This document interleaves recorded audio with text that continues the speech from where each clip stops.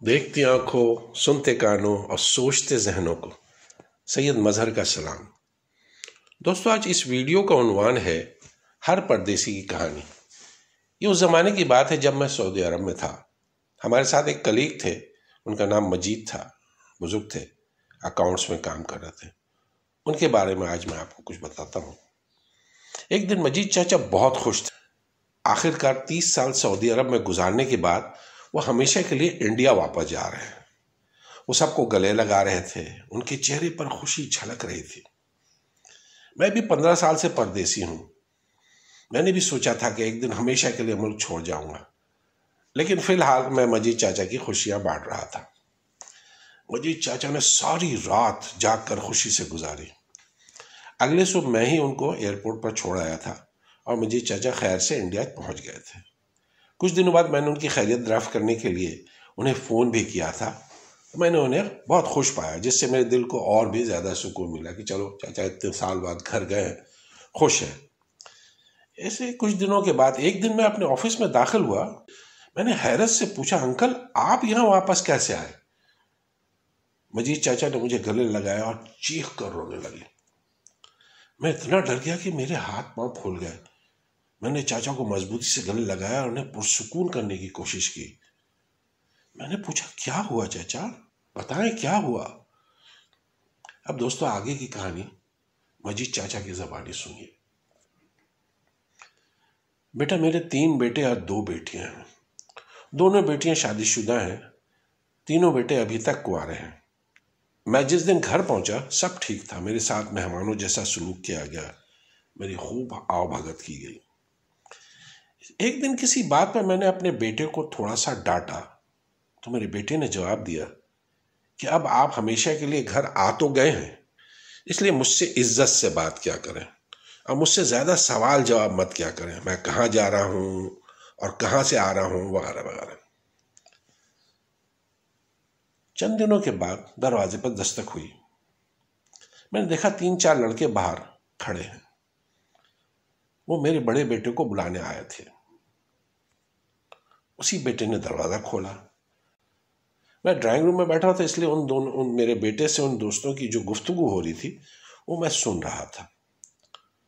اس کے دوستوں نے کہا کہ یار کیا وجہ ہے کہ دن ہو گئے، تم کتنے دن ہو گئے تم رات کو باہر نہیں آتے، ہم سب دوست تمہارا انتظار کرتے ہیں۔ تو میرے بیٹے نے جواب دیا، جب سے میرے والد آئے ہیں بہت زیادہ سوال کر رہے ہیں، پتہ نہیں کب ان سے جان چھوٹے گی۔ اس کے الفاظ میرے دل میں خنجر کی طرح جا لگے۔ شاید میرے کان مزید سننے کی طاقت کھو چکے تھے۔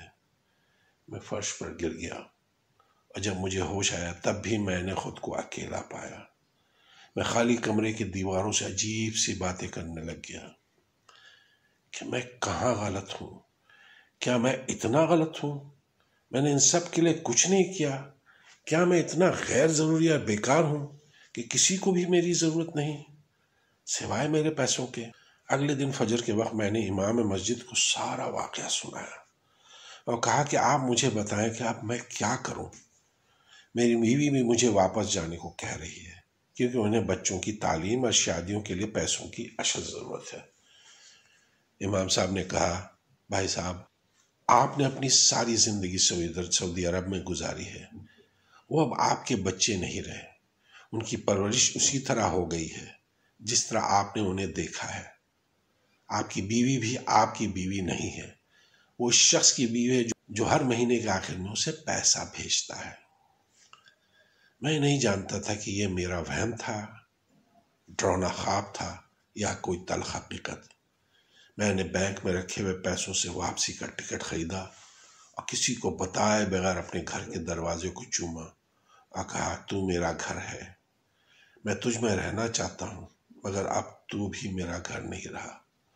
اور پھر کہا، اف میرے خدایا، میں کس وہم اور کس دھوکے میں تھا۔ یہ کہہ کر میں گھر سے نکل آیا۔ چاچا کی بات سن کر میری آنکھوں سے نکلنے والے آنسو میرے سینے کو بھگو رہے تھے۔ مجید چاچا کی دھیمی آواز نے خاموشی کو توڑا، مظہر، اب میں کبھی انڈیا نہیں جاؤں گا۔ اگر میں مر جاؤں تو مجھے یہیں دفن کر دینا، میری لاش کو بھی انڈیا مت بھیجنا۔ اس لیے اپنے لیے سوچیں، اپنی زندگی، موت، قبر اور آخرت کا سوچیں کہ خون اب کالا ہو جاتا ہے۔ خون سفید ہونا میرے نزدیک جملہ غلط ہے، میں اسی لیے کہتا ہوں خون کالا ہو گیا ہے۔ ویسے بھی روز آخرت ہر رشتہ آپ سے پلو چھڑا لے گا، حتیٰ کہ دنیا کی سب سے عظیم ہستی جو ماں ہوتی ہے نا، کہتے ہیں وہ بھی روز آخرت کہے گی بیٹا آج میں بھی تمہارے کسی کام نہیں آ سکتی، مجھے تو اپنی فکر لاحق ہے کہ میرے ساتھ کیا ہوگا۔ اس لیے اپنوں کے بارے میں سوچنے کے ساتھ ساتھ اپنے اور اپنی ذات کے بارے میں لازماً سوچیں، ورنہ خدا نخواستہ چاچا مجید کی طرح خون کے آنسو نہ رونا پڑے۔ اللہ ہم سب کو زندگی، موت، قبر اور آخرت کے تمام خیر و بھلائی، عزت و عافیت اور امن و امان عطا فرمائے، آمین۔ بہت شکریہ میرے دوستوں، السلام علیکم ورحمۃ اللہ وبرکاتہ۔